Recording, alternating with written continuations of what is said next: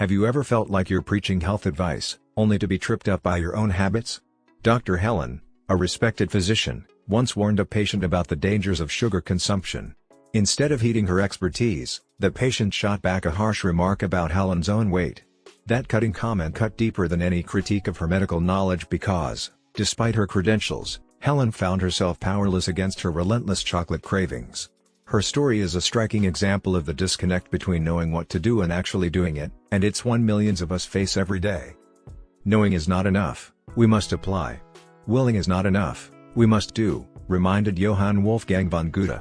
Likewise, modern psychologists emphasize that lasting transformation requires more than surface-level strategies, it demands understanding our hidden drivers. Just as a gardener doesn't blame a wilting plant for lack of growth, we must look beneath our behaviors to the root causes, stress, emotion, and ingrained patterns, that fuel habits like Helen's sugar cravings. Think of your mind as an iceberg. The behaviors you see, overeating, procrastination, or self-sabotage, are just the tip. Below the waterline lie core drivers like emotional triggers, limiting beliefs, and habitual responses. For Helen, uncovering her cravings source meant recognizing that stress and self-judgment were the real culprits, not a mere lack of willpower. By shining light on these hidden currents, she began to steer her actions toward intentional living rather than reactive routines. What if you could pinpoint exactly why you act against your best interests? What might change if you could interrupt those subconscious patterns at their source? This Blink Guide offers practical tools, like mindful journaling and micro-habit design, to help you track and transform the forces behind your actions. You'll learn how minimal reliance on sheer motivation and instead build lasting change through small, consistent shifts in your environment and mindset. Ready to reclaim control over your choices? Start today by identifying one recurring behavior you wish to change. Journal its triggers, emotions, and outcomes for a week. Then, apply one micro-strategy, perhaps swapping a 5-minute chocolate break for a brief walk, and observe how it rewires your patterns. About the author. Dr. Rangan Chatterjee is a renowned physician and wellness specialist celebrated for distilling complex medical guidance into simple, actionable steps that empower real-life transformation. He's penned 5 Sunday Times bestsellers, including Happy Mind, Happy Life, and hosts the acclaimed podcast Feel Better, Live More. His insights have been spotlighted in major outlets such as The New York Times, Forbes, and The Guardian. Key Takeaway 1. From chocolate cravings to inner freedom, mastering minimal reliance. Did you know that 68% of adults eat comfort foods when they feel stressed, not hungry? Dr. Helen, an accomplished physician, knew the dangers of sugar better than most. Yet despite her willpower, she found herself reaching for chocolate at work, a habit that left her both energized and ashamed. The real culprit? Not sugar itself, but an invisible reliance on external approval. Helen's need to be liked drove her to overcommit, fueling emotional stress that she numbed with sweets. As psychologist Carl Jung observed, until you make the unconscious conscious, it will direct your life and you will call it fate. Helen's turning point came when she shifted from outside, surface-level health advice, to insight, uncovering the emotions behind her cravings. It wasn't about learning more facts, it was about developing inner awareness of her triggers, taking on too much to win approval, then seeking chocolate as relief. Think of reliance like a puppet's strings. External forces such as praise or perfectionism tug you in directions you don't choose. For Helen, every well done at work pulled her away from balance, and every unmet expectation tightened the strings, leading to exhaustion and overeating. By contrast, minimal reliance is about cutting those strings, identifying what drives unwanted behaviors and deciding whether to engage consciously or let go. So, what would your life look like if you weren't controlled by external approval or mindless habits? Minimal reliance isn't about deprivation, it's about freedom, the freedom to choose chocolate because you enjoy it, not because you're stressed. It's the difference between reacting to discomfort and responding with intention. As Viktor Frankl said, between stimulus and response there is a space. In that space lies our freedom. In the next chapter, we'll dive into practical steps to uncover and dismantle your hidden reliances, whether it's the need for validation or dwelling on past mistakes. You'll learn strategies to reclaim control, transform stress into strength, and live with resilience. Key Takeaway 2. Trust your instincts, stop chasing perfection and live authentically. Up to 85% of people report feeling overwhelmed by the pressure to meet others' expectations. Too many strive for perfection, only to find themselves exhausted and self-doubting. If you've ever felt lost in the shuffle of shoulds and musts, you're not alone. Breaking free starts with trusting your instincts and embracing imperfection, transforming your life from a reactive script to an authentic journey. As Nobel Prize winner Carl W. E. Zeiler once observed, the art of living lies not in eliminating risks but in trusting our inner compass. Modern wellness expert Brené Brown echoes this, saying, "Imperfections are not inadequacies, they are reminders that we're all in this together." These insights remind us that listening to your body and gut feelings often reveals more truth than any universal rule book. Think of your body like a finely tuned instrument. When you force it to play sheet music meant for someone else, the melody falters. Take, for example, the woman who tried the trendy eat 30 plants a week diet but ended up bloated and drained. When she trusted her instincts and simplified to a low-carb plan, her energy and digestion rebounded. This illustrates that intentional listening, to hunger cues, discomfort, and emotional tension, leads to empowered decisions far better than blind adherence to external advice. So, ask yourself, are you idolizing someone else's path to health, success, or happiness? Do you compare your rough draft to someone else's highlight reel? In one poignant story, Amara realized her friendship with Bethany left her feeling inadequate, ending the toxic bond restored her confidence.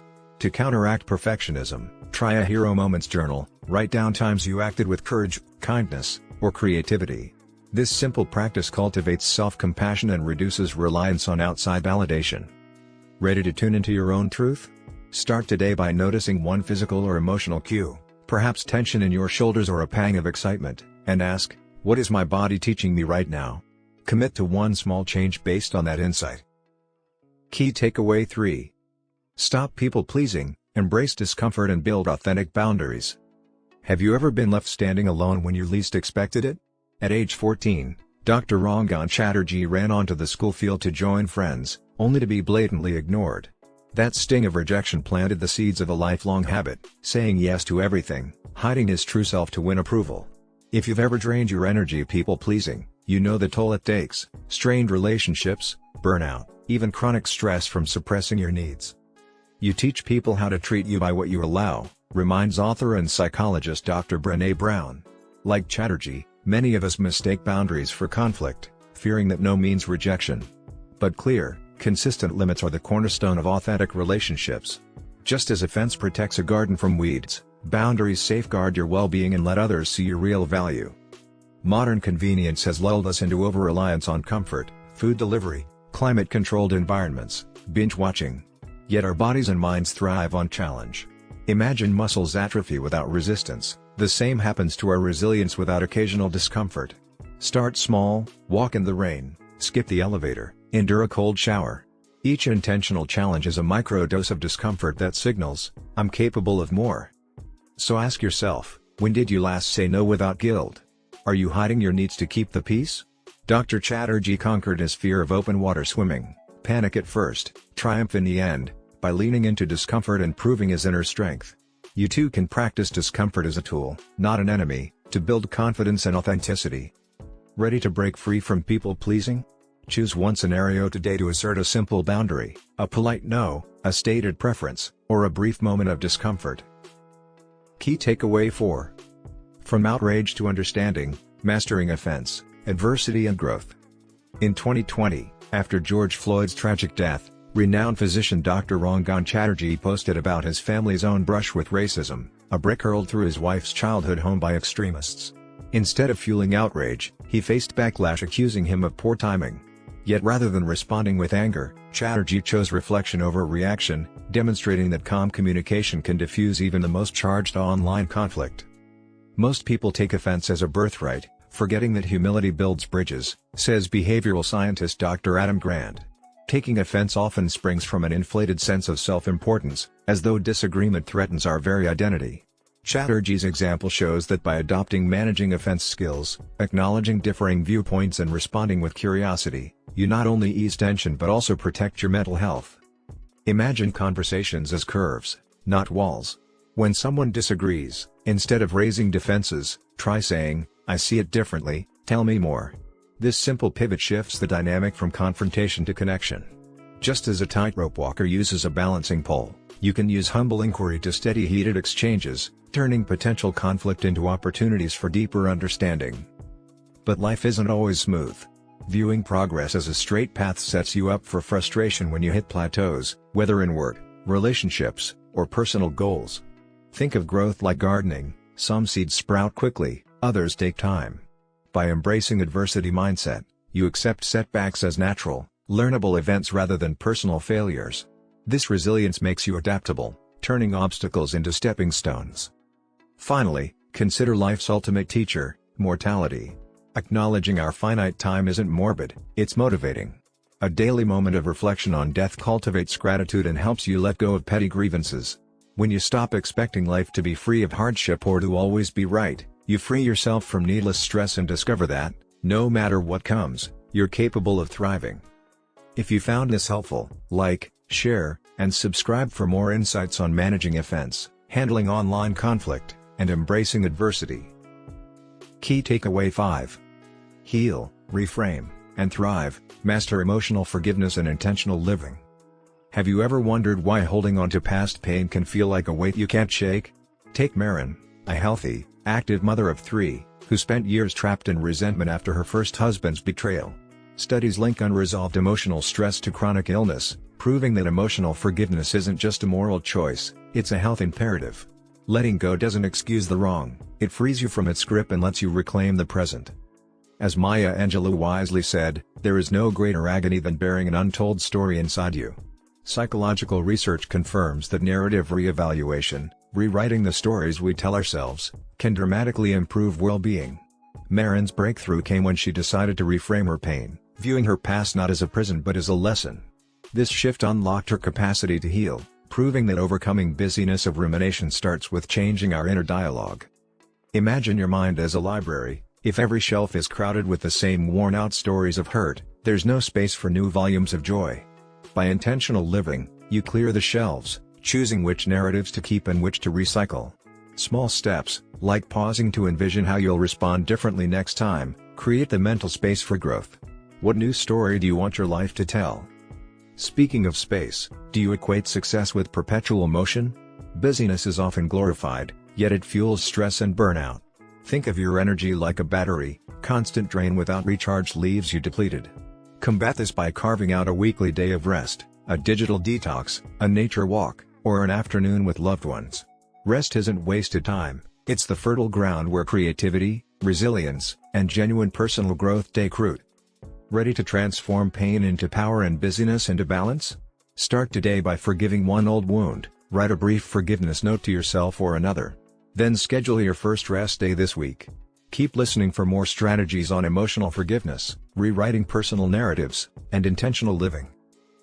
Key takeaway 6. Mastering connection, the power of give and receive in relationships.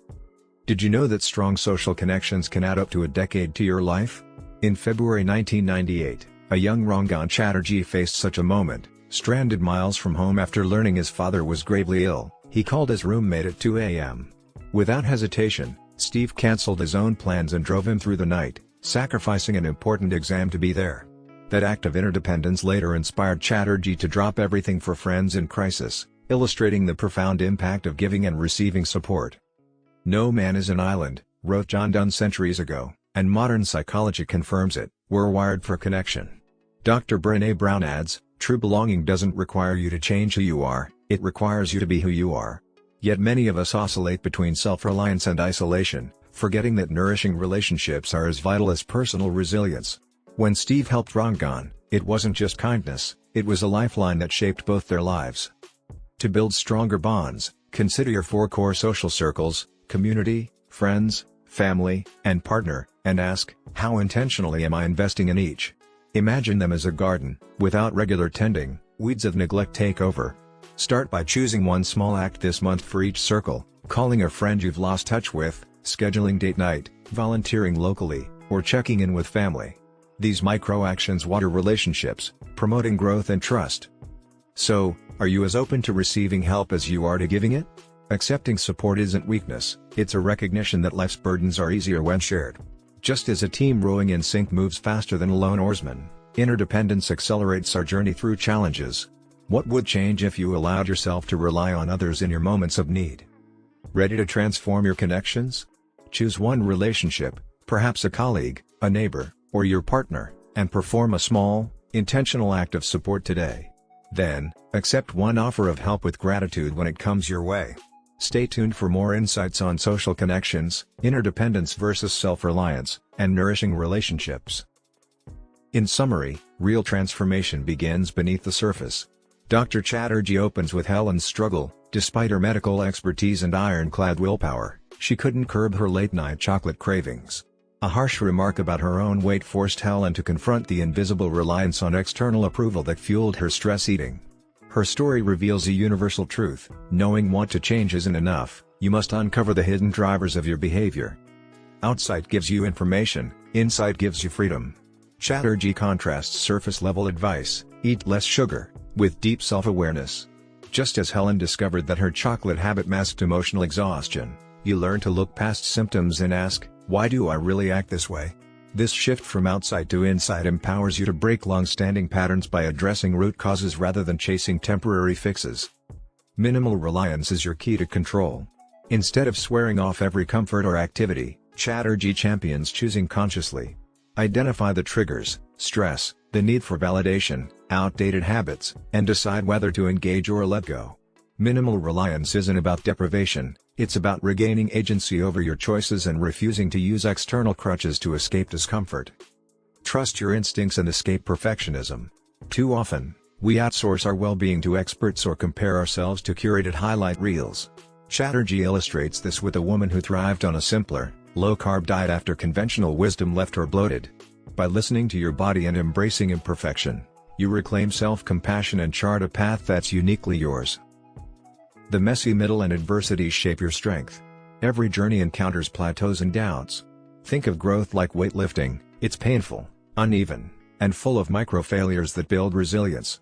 Chatterjee teaches you to reframe setbacks as false evidence appearing real. Step into your fears, lean into discomfort, like as open water swim, and use adversity as a catalyst for lasting change. Balance giving and receiving to deepen connections. Acts of kindness, like the roommate who drove a young Chatterjee to his ailing father, remind us of our interdependence. He urges you to assess your core social circles: family, friends, community, partner, and take one intentional action per group each month.